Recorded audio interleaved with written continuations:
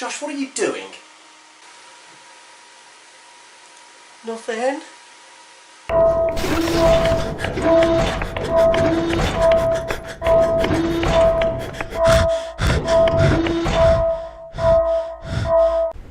Hello and welcome. I'm Falcon and this is Irish. Good afternoon.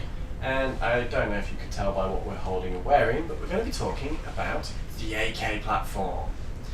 Very good, isn't it? Now, the AK came about after the Germans' use of the STG-44 in late World War II. What the Germans found was that when they issued an entire platoon with the STG platform, that they could advance on a Russian position quicker and retreat safer because of the 30-round capacity mags and the full automatic fire. This then was noticed by the Russians and taken on board in the development of the AK started. And pretty much everyone in the East had one, didn't they? The whole Soviet Union had one, it even got down into Asia with China, North Korea and all that lot taking on their own designs. So the development of the AK platform ended in 1947.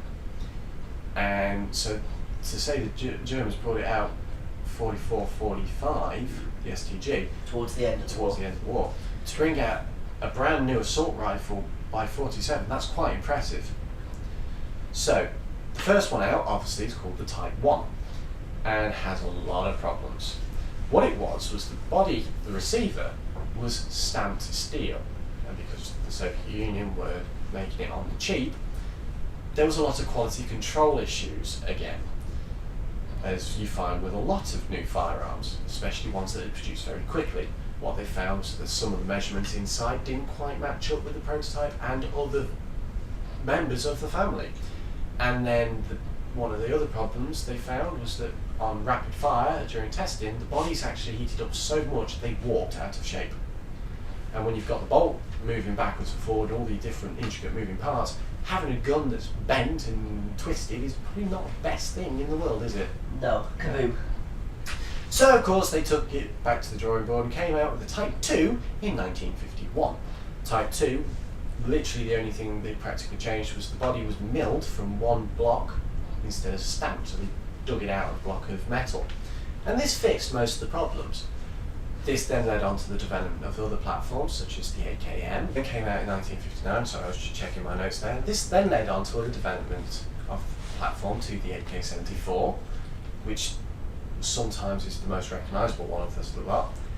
And then the 74U, which is a shorter version, the RPK, which is a longer barreled support weapon variant. And what you've got there is the SVD. Can often be called not a true AK because it was designed by someone else, but we'll touch on that on a different video. It is technically the AK, people recognise it as the AK sniper variant. People do lump it into the AK family. This has then led on to modern day, with the AK-12 and AK-15 built by the Kalashnikov, and that is being introduced into the Russian Federation military at this time. So that is about 72 years of development for an assault rifle. When you look at the AR-15 platform, the M4 platform used by the Western world, that's about 63 years. So the Russians led the way with assault rifles obviously after the Germans. Because of its long development, it's seen everywhere, isn't it? Pretty much, yeah.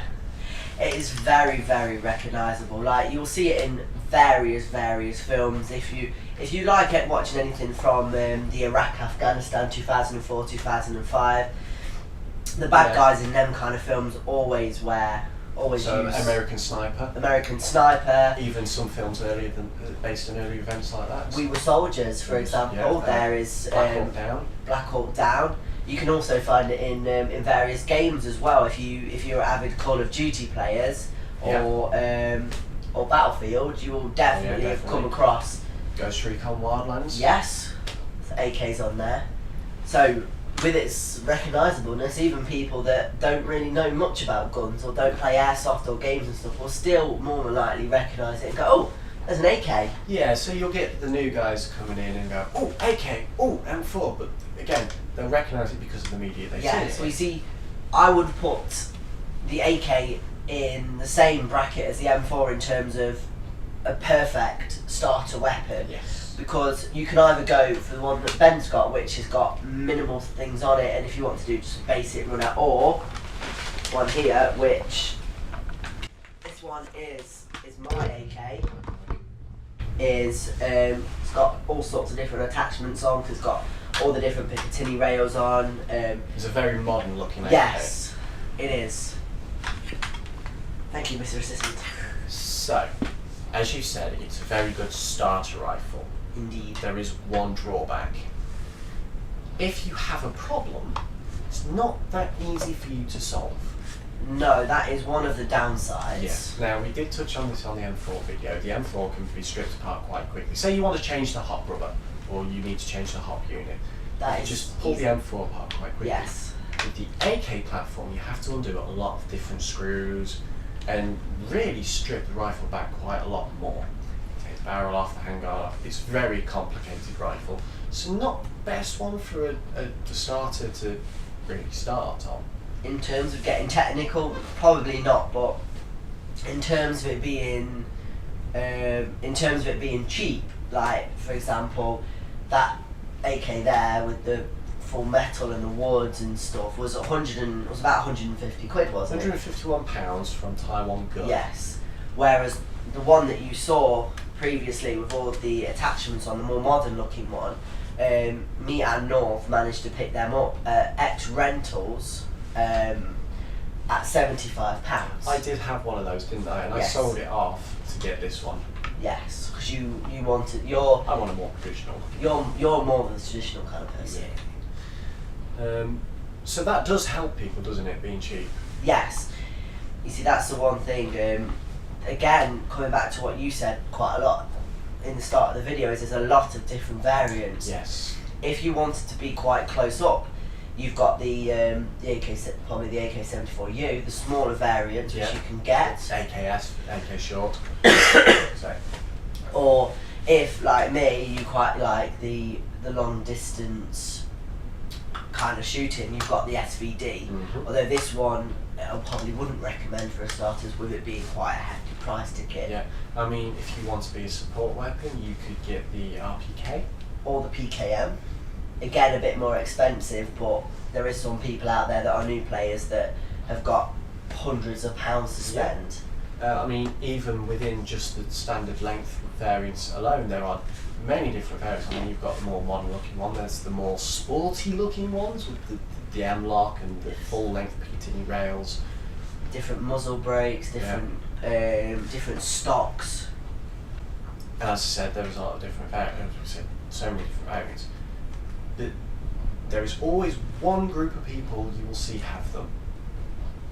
The Russian impressionists. Yes. Which you can kind of tell we're slightly joining with the uniform, and we do have Russian kit to go with these, don't we? Mm. And because of how many different variants there are out there, especially with some of the Sportline ones, some people will not buy them if they're doing impressions because they want the military-looking ones, don't they? So, like your modern one, a few of the more modern wearing kits will have modern-looking rifles. You could use that with with MTP or DPM or whatever one you wanted, because there's no real set colour scheme to it. No, but with the Russian impressionists, they will go for the Digiflora or the more modern-looking camos. I mean, I could quite easily with mine get some of the older 80s camos, like the Afghan conflict and Chechen conflict. I probably have killed the way I pronunciate that. I do apologise to those people. But you do get a lot of elitism as well within the... I think it's because it's quite hard to understand the Russian military with how they set out their kit. Although some people think that they do actually know everything about them, like they're actually Russian soldiers themselves. You'll get that in most impressionist circles, but yes. So, as a starter, pretty good. Pretty good for a starter, yeah. As a pro player, pretty good. Yeah, if you know what you're doing, you can pump a load of upgrades into it. Oh yes, most definitely. Is it boring? No. I really enjoy playing with the AKs. Yeah. If you were to post a picture of your collection, my eyes will probably be drawn to the AK first, and then onto the M4s and other weapons you've got. To play with, oh, most definitely not. They are fun. There's just a feeling to them when you've got one in your hands that you don't get with the M4, with the G36 or the L85 or anything like that, do you? No.